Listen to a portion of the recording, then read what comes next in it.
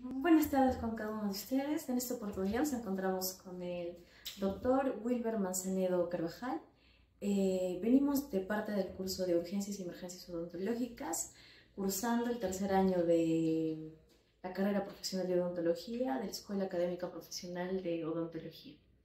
Vamos a hacer unas cuantas preguntas al doctor. Muchísimas gracias por su tiempo, doctor. Vamos a iniciar, doctor, con la primera pregunta, que sería ¿qué urgencias y emergencias odontológicas son las más frecuentes en el diario? ¿Qué hacer, no? En el hospital. Bien, a ver, yo estoy ejerciendo la labor como cirujano oral y maxilofacial en el área de consulta externa.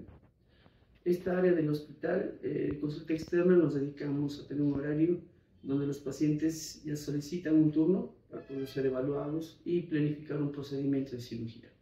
Pero también apoyamos al área de emergencia, que es otra área del hospital. Ellos nos hacen interconsultas y nosotros apoyamos brindando el conocimiento en cuanto al diagnóstico, en cuanto a complementar el diagnóstico con imágenes, interpretación de las imágenes, por ejemplo, en trauma facial, en trauma dentoalveolar, en situaciones de infecciones odontogénicas o en casos como, por ejemplo, hemorragias que pueden estar presentándose en el área de emergencia. Esa es la parte de colaboración que hacemos y en algunas ocasiones tenemos que participar. Por ejemplo, hemos ayudado en caso de trauma dentoalveolar a usar cerclajes, a utilizar alambres para hacer inmovilizaciones de los maxilares de forma urgente, o sea, de forma primaria. Eso es lo que más hacemos dentro del hospital.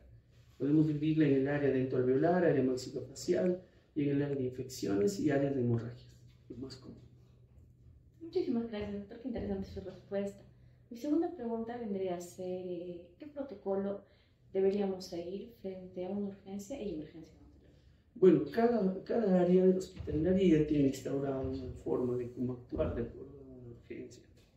Normalmente aquí en el área de consultorio externo nosotros tenemos un protocolo que es que el paciente ingrese, pero generalmente si es que se presentase durante la atención de una urgencia, tenemos todo lo necesario para poder dar la atención, ¿no?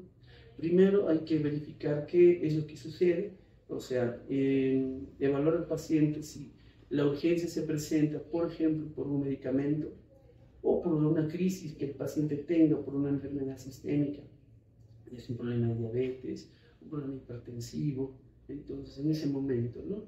Y tenemos el soporte de la parte de emergencia del hospital para hacer el manejo.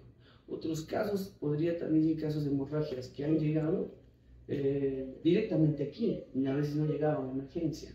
Llegaban aquí porque generalmente fueron atendidos en otros lados y a veces no tuvieron la precaución de pedir exámenes básicos para hacer procedimientos de cirugía oral.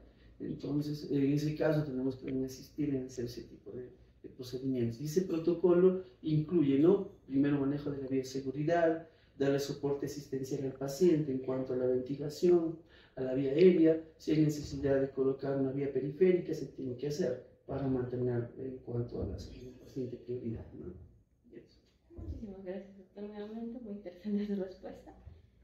Una pregunta más que vendría a ser ¿qué errores nosotros podemos cometer o cuáles son los errores más frecuentes que un estudiante de odontología común de pregrado comete frecuentemente? ¿Cómo puede? En el área de cirugía oral.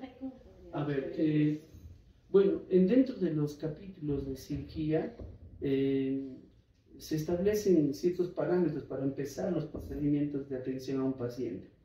Hay guías ya establecidas, por ejemplo, de conducta de cada profesional y de los estudiantes en los ambientes en los cuales se van formando. Eso tiene que ver con la vestimenta, tiene que ver, por ejemplo, con el área de esterilización, el área de cada ambiente que uno va a utilizar, tiene que tener un área totalmente, se puede decir, separada de las áreas externas.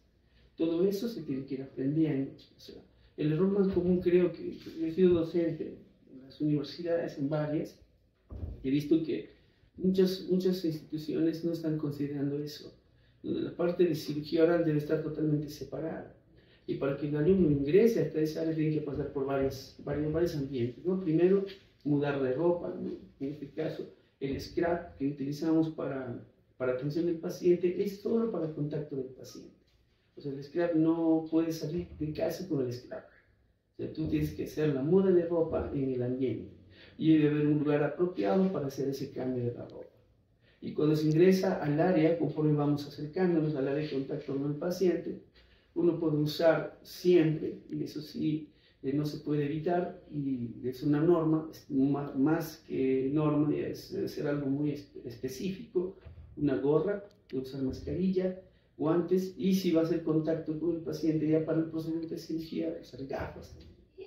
O sea, todo eso creo que es uno de los errores más comunes en los cuales se debe tener más, se debe dar más prioridad a esa parte. Entonces, separación de ambientes, individualización de cada personal que va a trabajar en contacto con el paciente, inclusive el paciente mismo también tiene que tener una ropa para ingresar a esa área, un mandilón, etcétera, para poder hacer un procedimiento de cirugía. Entonces, creo que en ese aspecto está la parte más para tomarlo más en cuenta. Y lo otro sería que, bueno, los estudiantes tienen la voluntad de hacer, ¿no? De aprender. Y esa voluntad de hacer hay que dirigirla, ¿no? Para que ellos tengan, o sea, se nutran tanto de las ganas de hacer, pero tampoco pierdan, porque a veces puede haber un evento indeseado, ¿no? Justamente como usted pregunta, ¿no? Puede ser que el error más frecuente que pueden cometer, que es cruzar bacterias, ¿no? O sea, hacer un cruce. Exactamente, y a veces uno se da cuenta y lo hace, por eso hay que entrenar primero esa parte. Dentro del aspecto educativo, la primera parte es manejar la parte de la bioseguridad. El entrenamiento del estudiante debe ser basado en preparar adecuadamente una mesa quirúrgica, en asistir apropiadamente a su compañero, para que se pueda hacer un procedimiento bien establecido. Muchísimas gracias, doctor. Última pregunta. ¿Cuál es una urgencia o urgencia odontológica que haya marcado como que su vida? O algo que recuerde. Nuestra formación, yo me formé en dos lugares, en la Universidad Cayetano Heredia, hice 2 años, y después me terminé de formar en Brasil. La formación en Brasil, la oportunidad que yo tuve es que toda la formación fue en un hospital de emergencia y trauma. O sea, mi formatura y todo lo que vimos nosotros estuvo muy relacionado a, sobre todo, emergencias.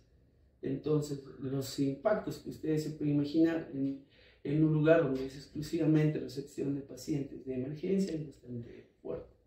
Y por primera vez puedes ver, por ejemplo, heridas de armas de fuego de calibres muy altos, entonces, que son sorprendentes.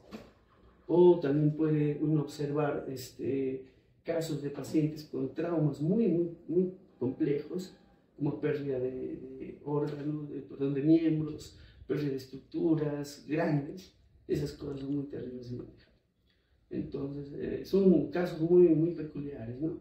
Pero esas son cosas que te marcan, ¿no? Vas entendiendo que los casos que uno puede ver son múltiples y se tiene que tener justamente una capacitación para poder enfrentar, ¿no?